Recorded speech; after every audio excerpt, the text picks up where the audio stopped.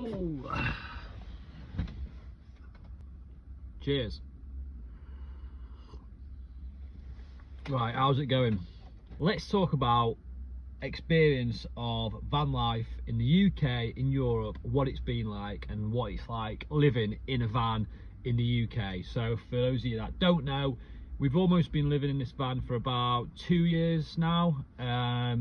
We've done pretty much, I'd say, almost a year abroad, and we've done a year in the UK, pretty much. And let's just talk about what it's like, the differences, the things that are hard, the things that are easy, the things we love, the things we don't love. So this might be useful for you if you're thinking about doing van life, getting into it, you're in the UK. So this is just our experience and what it's been like. So let's talk about it. I've written some very brief notes in the space of about 5 minutes to bring some structure to this video.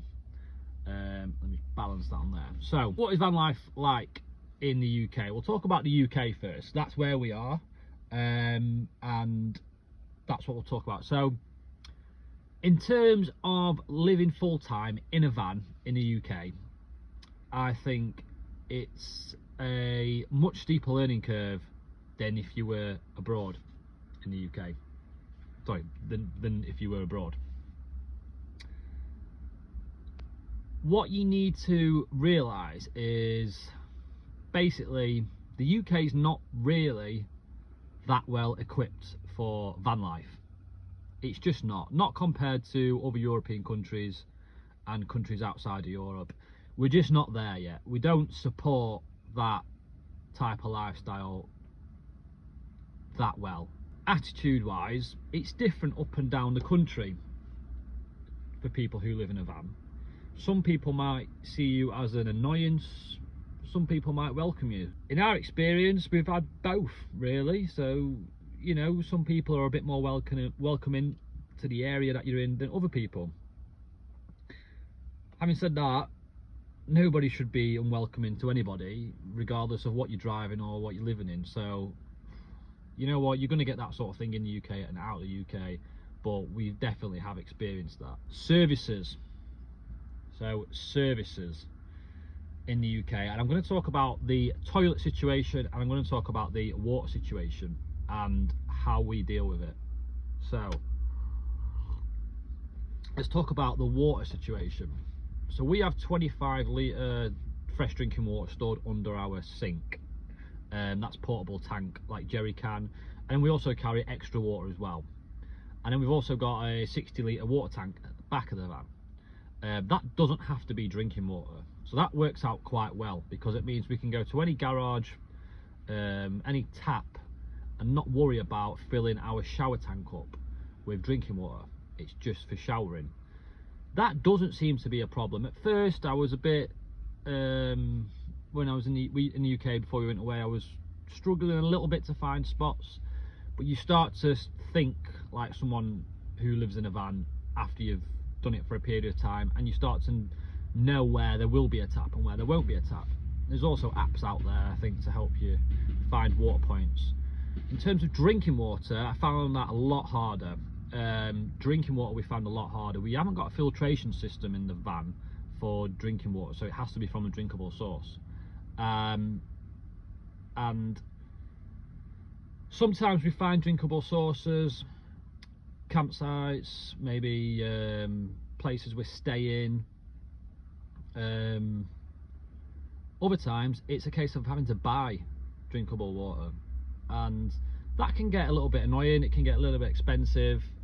I wouldn't say it's that much of a financial burden to us, because our bills are so much cheaper in the UK living in a van. We don't really care if you've got to buy a bit of drinking water now and then, as long as the shower tank's getting filled up, like I said, and that we get that done pretty easily. But drinking water in the UK, drinkable taps are a little bit harder to find, I would think.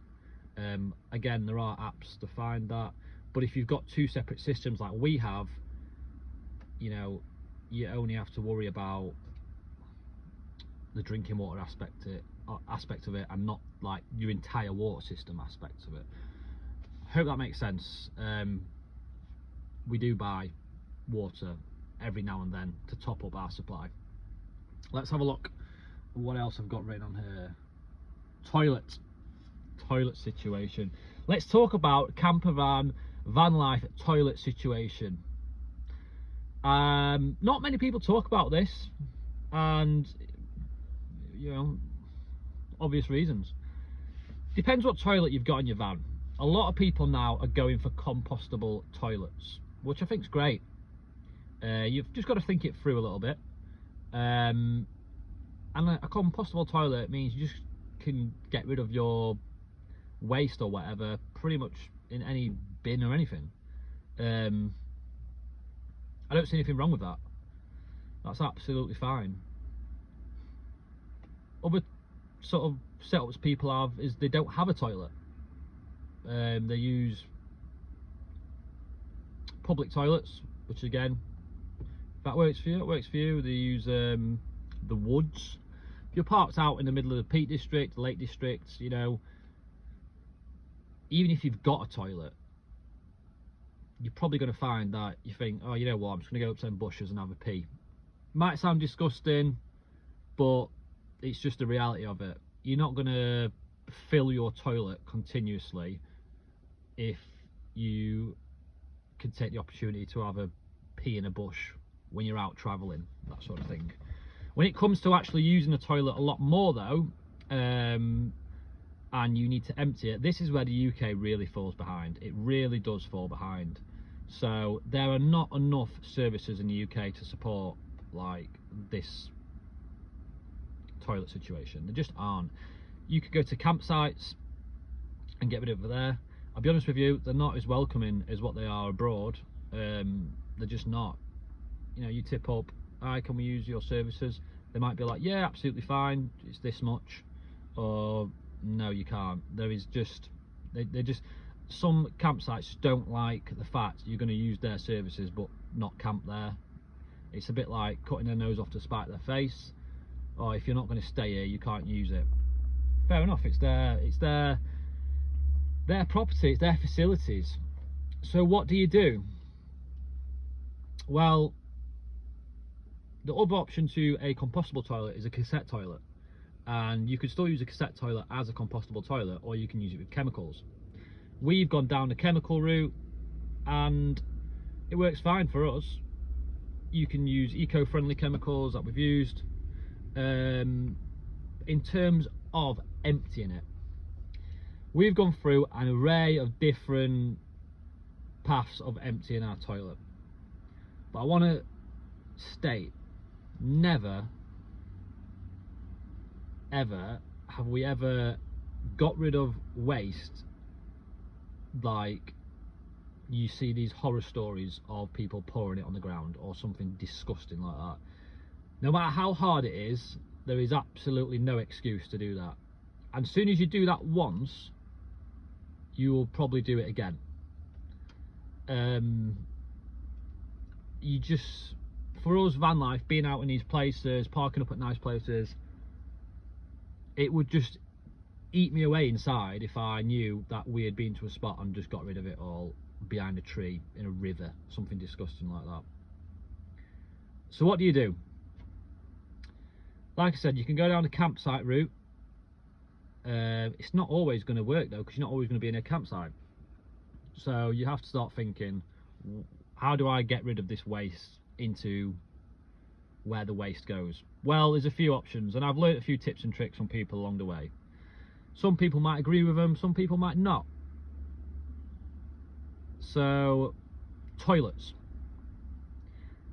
If you can find yourself a public toilet, a service toilet, toilets on the motorway or in car parks, if you have to use that toilet to dispose of your waste correctly and cleanly, and you know, making that facility as, leaving it as you found it, then that's just what you might have to do.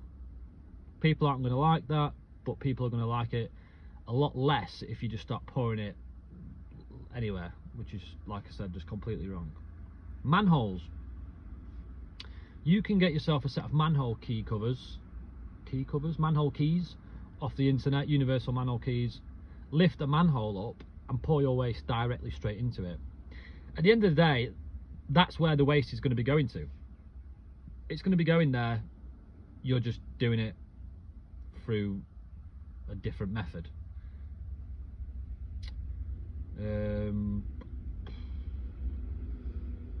Portaloos use similar chemicals to what you can buy for your cassette toilet, so you're just contributing to the portaloo basically. You can use that.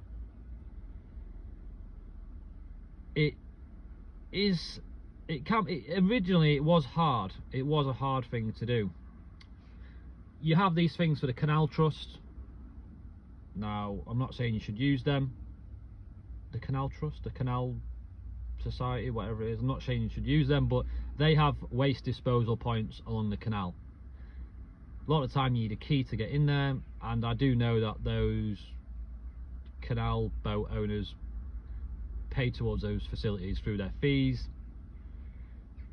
But like I said, you might be in a situation where you've got to get rid of your waste responsibly, some way or one or another, and I'm not saying to do that, I'm just saying that is how they get rid of their waste.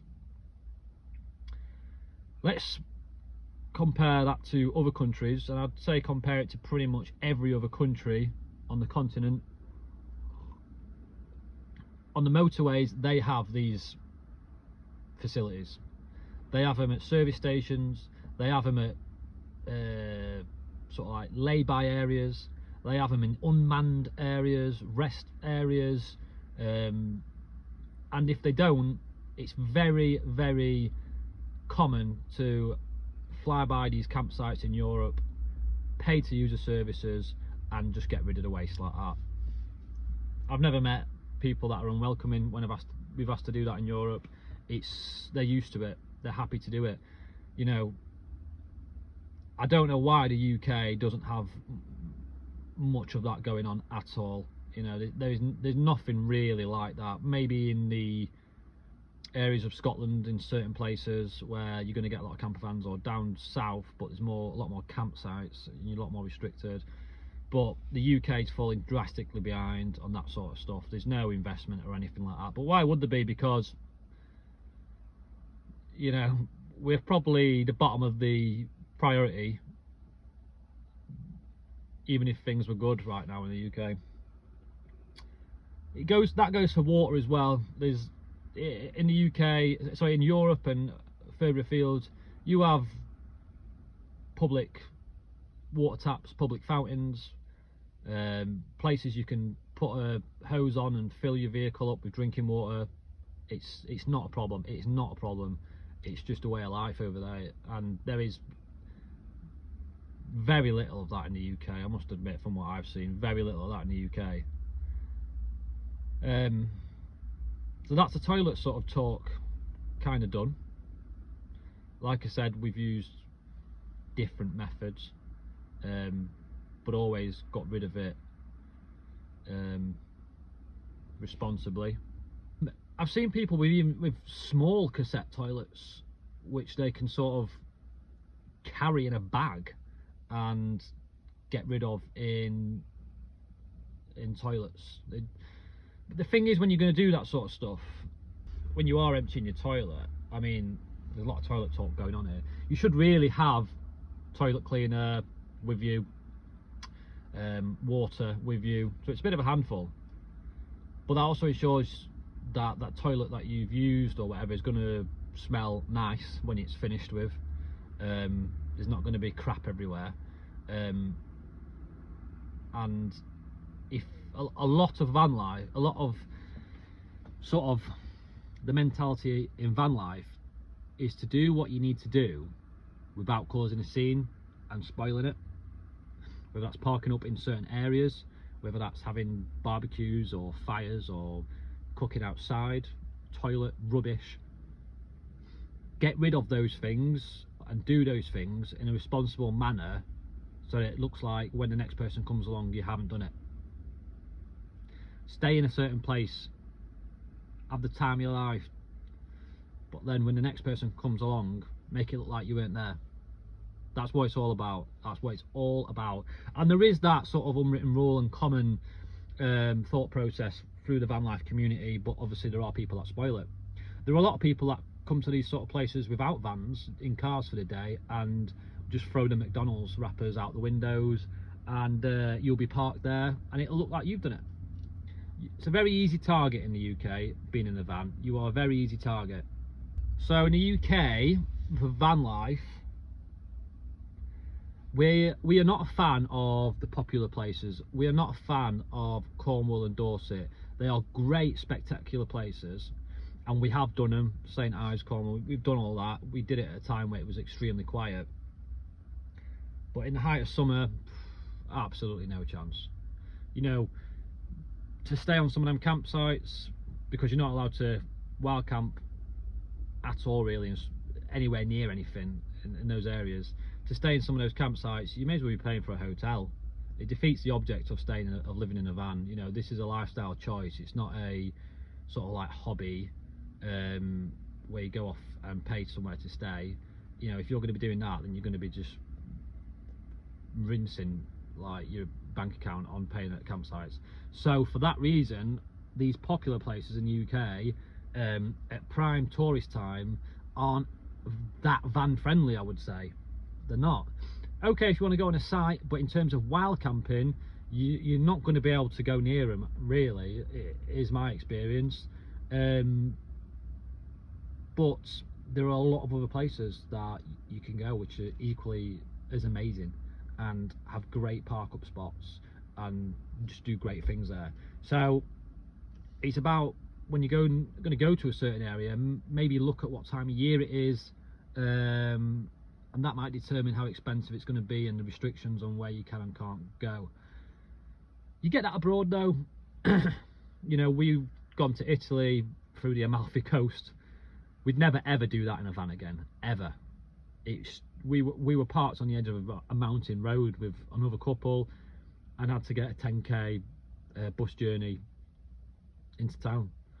You were not allowed to go near that town, near that area, because it's a high popular tourist area and they don't want vans coming and spoiling it.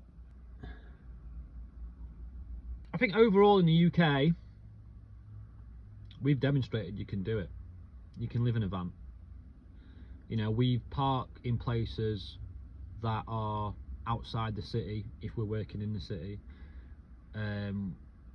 maybe even further afield on the edges of the urban areas, near the rural areas, and commuting. You know, you don't just have to be in the middle of nowhere when you're in the van.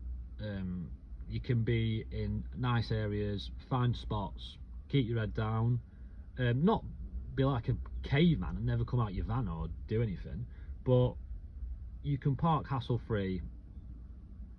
It might happen to you where you get a bit of trouble, but we've never had any trouble. We're not doing anything wrong. Where we are right now, there's no signs to say you can't park here, there's no sign to say no overnight camping, there's no tickets. It's just a gravelled area with a train station not far away, taking you right into the city, surrounded by woods, and that's perfect. You will find these places, and depending what your situation is, whether you're working full-time or you're working from the van remotely or whatever, you'll find places, you'll be able to do it, but you'll just have to learn the knack of getting around the issues in terms of lack of things to support van life. Now let's talk about Europe, and let's talk about further afield, and let's talk about the best place we have ever been for van life. So Europe, you know, if you're in the UK, the first place you're going to hit, more than likely, is going to be France if you're crossing the Channel, maybe Holland, but France, it's massive, it's big for campervans community, it's great. I didn't realise though how restrictive Europe can be a little bit, not as much as the UK, until you step outside of Europe and you start hitting Turkey and other countries, Albania, that sort of thing, Bulgaria. The whole Brexit rule now means you can only spend a maximum of 90 days, I think it is, in the Schengen zone. After that, you've got to be out for 90 days before your clock resets. So that is what pushed us to cross the border from Greece to Turkey. Now, Greece in itself is a fantastic place for van life. It's awesome. We did the Greek islands, up and down the coast, and it was just awesome. Like, there's a lot of wild camping opportunities there. It's very relaxed, and I highly recommend it for a place to go in Europe, Greece. But the main place, the number one place I have to recommend if you are thinking about doing a good, solid adventure in a van, is Turkey. It is on another level. The first night we crossed the border, someone bought us tea. Like, someone bought our dinner. Couldn't speak a word of English, you know, but it didn't matter. It was a shock to feel so welcomed. I mean, we hadn't felt unwelcome, but you always sort of have that, you know, over your shoulder sort of like mentality sometimes when you're parking up. It was just a complete game changer. The attitude was just fantastic, and we absolutely loved it. While camping is tolerated, you can park on beaches. Turkish people themselves love camping, love cooking outdoors. You know, more often than not, they'll ask you to join, to sit down with them and eat, and it's just a completely amazing experience. In fact, I'm going to drop a few photos at the end of this just to show you some of the places that we've been to. Cappadocia, just all around Turkey, you know, Black Sea route, everything fantastic. There's everything there. There's the beaches, there's the mountains, you can even get the snow at the right time of year, desert. It is fantastic. And in terms of price, the first thing we did when we crossed the border into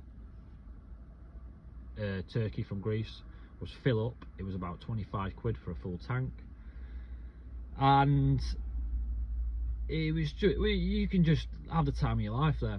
Anything goes wrong, we didn't even have breakdown cover, but it wasn't an issue, because if anything goes wrong, they will look after you, you'll get sorted. Yeah, highly recommend it. So yeah, that's just a little conversation, a little update about how we feel van life UK has gone compared to van life Europe, and then further afield to a place that we highly recommend, Turkey.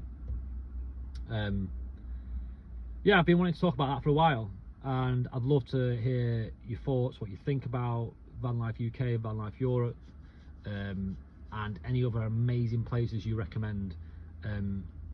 Yeah, this sort of stuff would be useful to me 2 years ago, so I'm hoping that it's useful to someone else. But yeah, take it easy, and I'll see you next time.